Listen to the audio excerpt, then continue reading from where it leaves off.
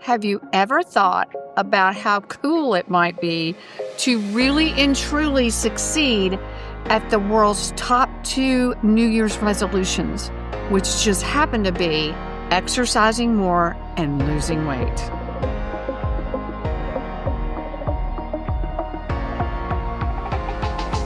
Ronna and I are going to decode it for you and tell you how to get what you really want, because those just happen to be the top 2. It's also fun to look. The others are, what are the others? Getting more organized. Number 4 is learn a new skill or hobby. Live life to the fullest. What does that even really mean? Save more money, spend less money, quit smoking, spend more time with family and friends, or travel more. Those are the top 9 New Year's resolutions. I mean, how vague is that? But we don't care, because we're going to show people how. Ronna just happens to be an expert at helping people get to their goals. And I happen to be a weight loss expert who has, I'll call it a minor in exercise. So since exercise more is the top number 1, we're going to say step 1, you've got to mentally get yourself prepared for that. And so we're both just going to kind of brainstorm.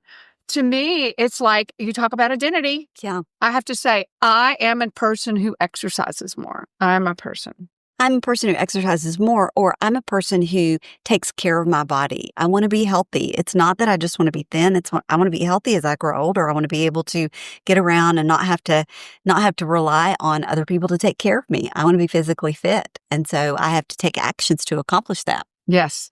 And I would say that's mindset over guilt. Absolutely. And that's what I used to teach with Naturally Slim. The people that are doing anything, especially trying to exercise more and lose weight, if you guilt yourself into it, you're not going to do it. You won't win.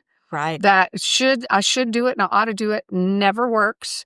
That's what diets do. They say I should not ought to. We're going to change it to where we want to do that. We want to succeed. So next, we've got to set a goal that motivates us.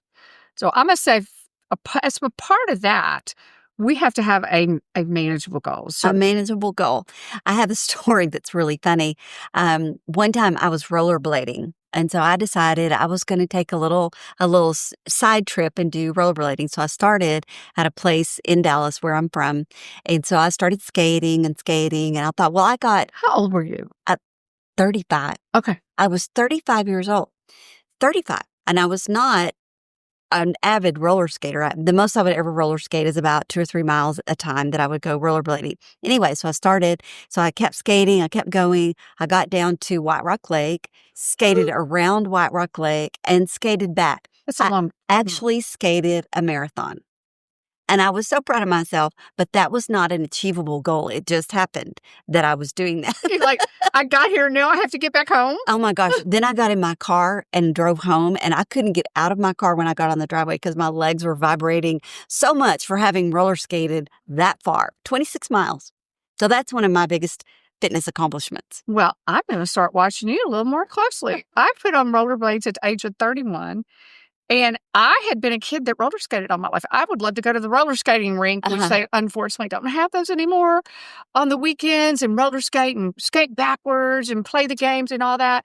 But rollerblades, they got me. I was like, I got off of them pretty quick. I was like, this is not going to be pretty when I wipe out. So I am totally impressed. But to that point, it was not a goal that's really achievable. So if I had been wise, I would have said, okay, I'm going to skate 5 miles for 3 days, then 8 miles for 3 days, and continue like that. So that's really important to accomplish your weight loss, your exercise goals. Yeah.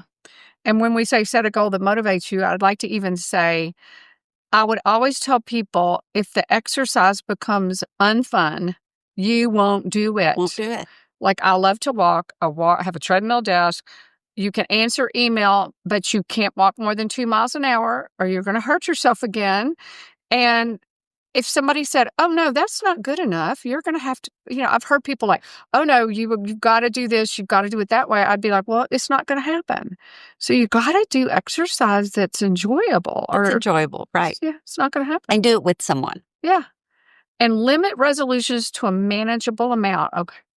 Yeah. That's what you were saying. Bite size. You got to take bite sizes to accomplish your goal. And so if you try to say, I'm going to exercise 7 days a week for a month, I can promise you that's not going to happen and that you would still enjoy it. So you've got to take bite-sized pieces. Yeah. Start small and then add 2. If your goal is to exercise 2 times a week and you exercise 3, how much better are you than that?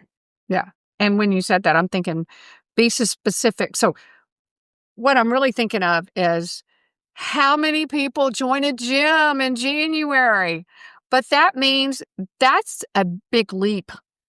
You've got to get up there and you're gonna have to be there an hour. It's not small steps. Not small steps. Not small steps, like just knocking on your office door because you're my executive producer and go, we're going to walk around the building a couple of times and you're not going to tell me no. No. Yeah, it's just manageable stuff. So start thinking of specific. Manageable. Break big goals into smaller goals. So with Naturally Slim, people would say, I need to lose 50 pounds. And I'd be like, oh my gosh, that sounds so daunting. Yeah. How about let's lose 5 pounds at a time? Yeah. And then one of the ways to make it where you wanted to do it instead of you should and you ought to, that never works, is I would say find rewards along the way. Mm-hmm. And I would also tell them, hey, I'm a nurse practitioner. You go tell your spouse that your nurse practitioner said after losing X amount of pounds, you need to go on a cruise. I love that. Things like that. I love rewards. Yes, because, I mean, if you only have 1 more pound to lose and it's time to book the cruise and somebody just said, look at the dessert menu, you're going to go, I really don't want to look at the dessert menu. Exactly. Thank you very much. I've got a reward coming. Yeah. And some people would get family portraits made. You know, they go, I'm going to lose the weight and we're going to have a great family picture because I want to look good. So figure out rewards along the way. Yeah. That's really important. Okay. What's the next one? Number 5. Write it down. Yeah. Write it down. And when you write it down, you reinforce it. So whether that's sticky notes, I know, Marcia, you love sticky notes. So put sticky notes everywhere to keep it right in front of you so that you don't forget. Some people use note cards. I've used note cards before to remind me of different things. And so that's a good way to reinforce what the goal is. Yeah. And then share your resolution. Accountability is so important. Accountability helps to motivate you and it creates momentum because think of it this way. You're sharing your goals, your exercise goals with a friend or a coach or a mentor, and then that's going to inspire them to say, you know what, I can do that. I'm going to do that too. So not only are you helping yourself, you're helping another person. Mm-hmm. And then use technology when available. Automate. Put your workouts in a calendar, just like meetings. That's a great idea. Mm-hmm. Mm-hmm. Me for automation.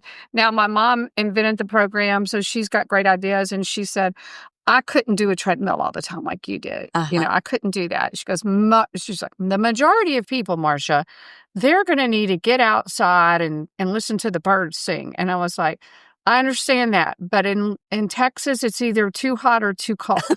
Right. So that's my automation is called a treadmill and a computer screen. So it's just find what works. I know I have some friends that walk around a mall. They go to the mall 3 days a week and they just walk around the mall until they get their steps in for those days. And so it's whatever works for you. Mm-hmm. It's better to leave your credit card at home. Yes, you're right. Yeah. You're right. Yeah, I've learned that one. And you like to tell people review it a lot, review it regularly. Review and reassess. That's what you got to do is take a few minutes, evaluate how you're doing. What is your goal? What is it that you set in your heart to do? Are you accomplishing it? Well, what are the obstacles to you accomplishing it? And then make some adjustments. Or what are the successes that you're having and improve upon those so that you can continue to gain what you want to accomplish. Yeah. And if you fall off, get right back on. Get right back on. I love to say rapid reset. What we don't want to do is let that perceived failure, carry on for months. Okay, get back up on the horse immediately. So you didn't make your 5 times a week workout. Okay, next week shoot for 4 so that you can actually celebrate the wins. Mm-hmm. Mm-hmm. And I used to tell people that we're really kind of covering both of those at the same time, our exercise regularly and the weight loss. I used to tell people, you ate too much at a meal, you feel stuffed. It's simple. You get right back on the horse by saying, I will not eat another meal until I get hungry again. Absolutely. And then as far as weight loss, it's like, okay, I'm going to look at my watch because I know it takes 20 minutes to know I'm full. Mm-hmm. So I will eat for 20 minutes. What helps a lot of people is putting their fork down. Put that fork down. Yeah. I love the way that you describe it is, you eat for 20 minutes, but you eat for 10 and then you pause. So maybe you get up and you go wash a dish and then you come back and you eat the rest of your food. It gives you that capacity to spread out your meal over a longer period of time. I'm a fast-paced person. I do everything fast. I have 2 speeds, fast and off. And so one of the challenges that I have is eating slow because I don't even really think about what I'm doing, but having your tools that I learned from you to be able to slow down, put my fork down, maybe get up and go run an errand and then come right back, it makes it doable. Yeah. And then to think about tasting every bite. Yeah. And I do it too. I'm trying to think I had some peanuts the other day, and they are good to help tide me over. And so I was sucking on a peanut and going, man, I just love peanut flavor. I just love it. And I was ready to grab another one, and I was like, I chewed and sucked on it and swallowed it. And I said, you can still taste a peanut in your mouth. You're still enjoying the flavor, even though you've already swallowed. So why do we feel like we have to throw food in there? And I know why. It's habit. It's habit. And if you are fast in everything else in your life, it's hard to take this one little element of your life, which is eating, and make it slow. Yeah. It's just not our process in life. So you're right. You have to really be diligent to say, I'm going to eat slowly, and I'm going to really taste it. Taste the texture, feel the texture.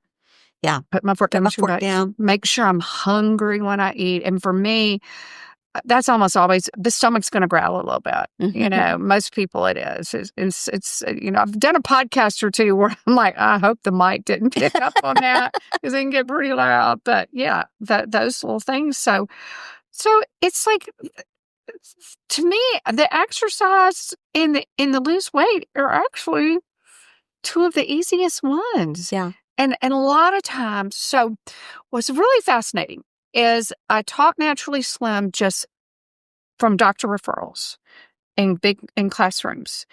And the people that came to my class, it was a 2-hour class with an hour break because we just had fun discussing and teaching them so many things, but we did it over 7 weeks versus when it went online, it was 1 hour over 10 weeks because but I had an engineer that kept the stats, and when they came to my 7-week class, the average weight loss was between 16 and 18 pounds. Wow. And that's really over a 6-week span. And the amazing thing about that is in a corporate setting, the company paid for it, which is what we moved to. When it was my class, they had to write the check. So I say they made a commitment. They decided, in the corporate classes, some people never even really have made the decision, I want to lose weight. Yeah. They have said, I think it's a good idea. And we've said, I think exercising some more, that's a good idea. But you have to say, I'm making a decision. Yeah. I have to make the decision. I used an acronym a long time ago, the 4D diet: decision, details, decision, then comes the desire to do it after you make the decision. The details, like eating only when you're hungry, and then you're going to get the delivery. The weight, you look on the scales, that's the delivery. Less weight on there. That's the delight. I like that even better. Then you get the delight. You get the delight. Yeah, yeah. So, make a decision you want to change it. Make a decision you want to exercise more. Take the slow bites. Measure it. Have a friend help you, or tell your friend you're going to do it. It can happen. We are living proof that it does. It does. It does. It definitely works. Make that plan. Mm-hmm. And every step you take, start off with the smallest step. Every step you take will create more and more and more desire. The minute you stop taking any action and all it is on paper, and you never took a step out the door with your walking shoes on, that's when the whole thing craters. So keep taking those steps. Keep doing it, and have a great new year.